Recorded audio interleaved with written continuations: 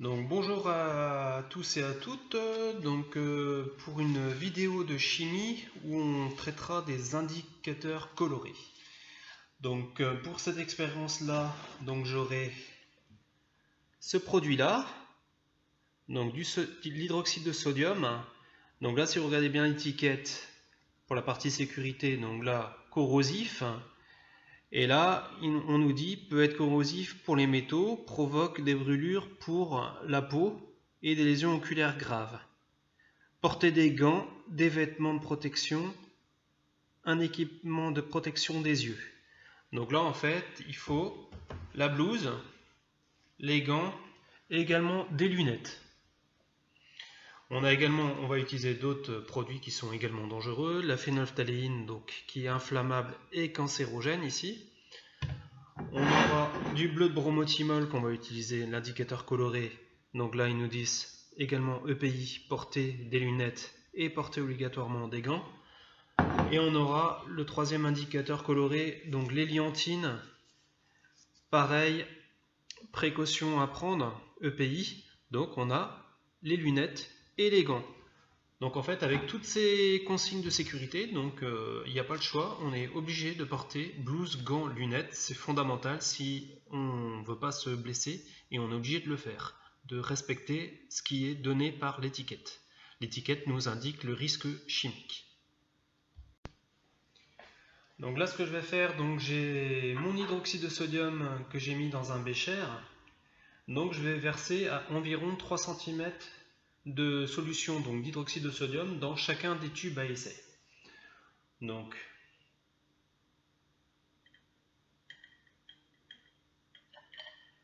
voilà le premier tube, 3 cm à peu près. Deuxième tube, 3 cm. Voilà, troisième tube. J'en ai mis un petit peu trop.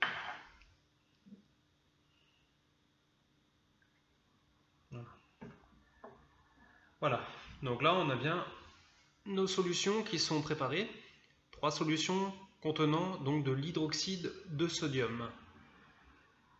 Voilà. Donc là, ce qu'on va faire maintenant, on va mettre chaque indicateur coloré que j'ai présenté au préalable. Donc on va verser quelques gouttes dans chacune des solutions. Donc je vais commencer par la phénylphtaléine. Donc la phénylphtaléine, je vais verser 3-4 gouttes dans le premier tube.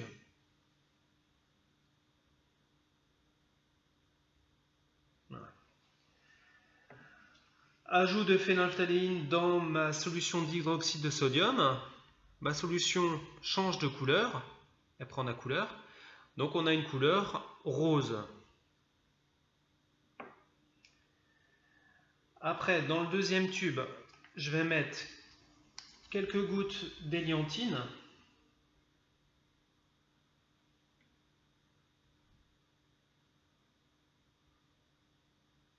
Quatre gouttes. Voilà. Ajout de quelques gouttes d'hélianthine dans ma solution d'hydroxyde de sodium. J'obtiens également un changement de couleur. Donc ma solution devient orange. Dernier tube, donc on ajoute du bleu de bromothymol dans le dernier tube. 3-4 gouttes de bleu de bromothymol.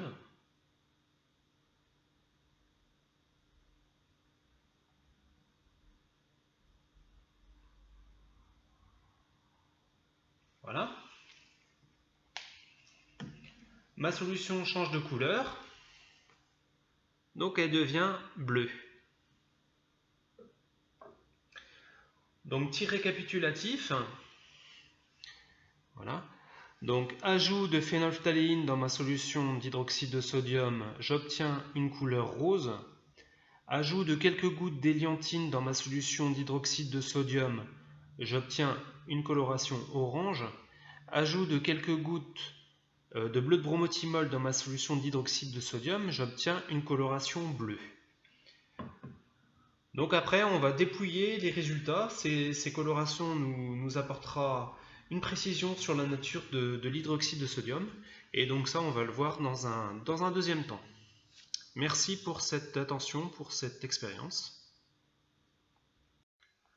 Donc passons au dépouillement des résultats de la manipulation de chimie que l'on vient de voir. Donc là, dans le tube 1, on avait ajouté quelques gouttes de l'indicateur coloré phénolphtaline dans la solution d'hydroxyde de sodium. Dans le tube 2, on avait ajouté quelques gouttes de l'indicateur coloré héliantine dans la solution d'hydroxyde de sodium. Et dans le tube 3, on avait ajouté quelques gouttes de l'indicateur coloré bleu de bromothymol dans la solution d'hydroxyde de sodium. On a obtenu différentes colorations pour nos solutions. Donc dans le premier tube, on a obtenu une coloration violet. Dans le deuxième tube, on a obtenu une coloration orange. Et dans la solution contenue dans le tube 3, on a obtenu une coloration bleue. Donc là, si nous prenons le tableau des indicateurs colorés en fonction du pH, donc là on remarque qu'on a différentes couleurs en fonction du pH évalué. Donc là, petit rappel sur le pH. Donc la solution, on dit qu'elle a un caractère acide si le pH est compris entre 0 et 7. On dit que la solution a un caractère neutre si le pH vaut exactement 7. Et on dit que le caractère est basique si le pH est compris entre 7 et 14.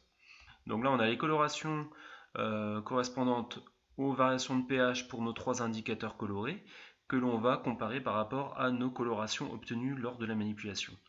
Donc pour la phénolphtaléine, coloration violet, donc je prends ma phénolphtaléine couleur violet, on remarque que la zone violet correspond à un intervalle de pH compris entre 10 et 14. Donc avec cet indicateur coloré là, on peut affirmer que l'hydroxyde de sodium a un caractère basique, parce que là, entre 10 et 14, on voit bien que les chiffres sont strictement supérieurs à 7. Donc la phénolphtaline nous prouve bien le caractère basique de la solution d'hydroxyde de sodium. Si on prend maintenant le tube 2, on avait donc versé quelques gouttes d'héliantine dans la solution d'hydroxyde de sodium. Ça a viré à l'orange. Donc là, si on prend la zone orange ici pour l'héliantine, on remarque que le pH correspondant à cette couleur peut être compris entre 4,5 et 14. Donc là, en fait, cet indicateur coloré-là ne nous permet pas d'affirmer que le caractère de la solution est basique, parce que là, entre 4,5 et 7, il peut être acide, à 7, il est neutre, et au-delà de 7, il est basique. Donc cet indicateur coloré-là, en fait, ne nous fournit pas vraiment la preuve du caractère. Maintenant, si on prend donc le bleu de bromothymol, donc on avait eu une coloration bleue, on avait ajouté quelques gouttes dans la solution d'hydroxyde de sodium. Donc bleu, en fait, le pH il est compris entre 7,5 et 14. Donc là, 7,5 et 14, le pH il est plus grand que 7. Donc en fait, le bleu de bromothymol nous conforte du fait que le caractère de la solution d'hydroxyde de sodium est basique. Donc en fait, avec l'emploi de ces trois indicateurs colorés là, on peut affirmer que l'hydroxyde de sodium est donc une solution basique. Le pH, il est plus grand que 7, donc plus précisément, il sera compris entre 10 et 14, on l'a vu avec l'indicateur le plus précis. Donc en espérant que vous avez bien apprécié cette vidéo-là, n'hésitez pas à aimer la vidéo, voire vous abonner, et puis je vous dis à bientôt pour de prochaines vidéos. Allez, ciao ciao.